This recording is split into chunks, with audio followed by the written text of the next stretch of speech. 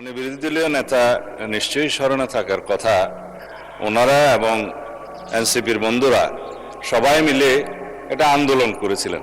জাতীয় সংসদে পাশ হয়েছে সন্ত্রাস বিরোধী সংশোধিত বিল।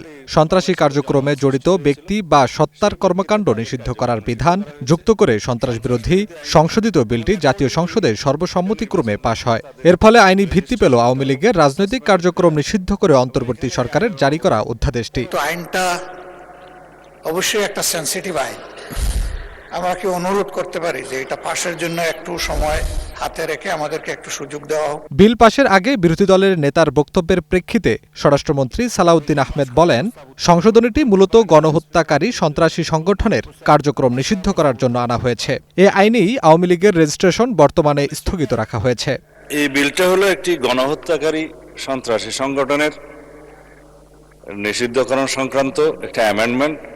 আগের যে আইন ছিল সন্ত্রাস বিরোধী আইন, সেটা অ্যামেন্ডমেন্টের জন্য। জুলাই গণ অভ্যুত্থানে অংশগ্রহণকারীদের সুরক্ষা ও তাদের দায় নির্ধারণের লক্ষ্যে জুলাই গণ অভ্যুত্থান সুরক্ষা ও দায় নির্ধারণ অধ্যাদেশটি সংসদে পাশ হয়েছে। ফলে অভ্যুত্থানে অংশগ্রহণকারীদের বিরুদ্ধে করা সব ধরনের দেওয়ানি ও ফৌজদারি মামলা এবং আইনি কার্যধারা প্রত্যাহারের পথ প্রশস্ত হয়েছে। এতে ভবিষ্যতে কোনো মামলা বা আইনি ব্যবস্থা গ্রহণ আইনগত বাধা হিসেবে গণ্য হবে। যারা এই প্রস্তাবের পক্ষে আছেন তারা হ্যাঁ বলুন, যারা এই প্রস্তাবের বিপক্ষে আছেন তারা না বলুন। এছাড়া জাতির পিতার পরিবারের সদস্যদের নিরাপত্তা আইন 2009 রহিত করে একটি বিল পাশ করা হয়েছে জাতীয় সংসদে। এর মাধ্যমে শেখ পরিবারের সদস্যদের জন্য বরাদ্দকৃত বিশেষ রাষ্ট্রীয় নিরাপত্তা ও অন্যান্য সুবিধাদি বাতিল হয়েছে। জাতির পিতার পরিবার সদস্যগণের নিরাপত্তা আইন 2009 রহিতকরণ কল্পে আনিত বিলটি জাতির পিতার পরিবার সদস্যগণের নিরাপত্তা রহিতকরণ বিল 2026 উত্থাপিত আকারে মহান জাতীয় সংসদে পাশ করা হোক। সর্বমোট 11টি বিল সংসদে পাশ হয়েছে।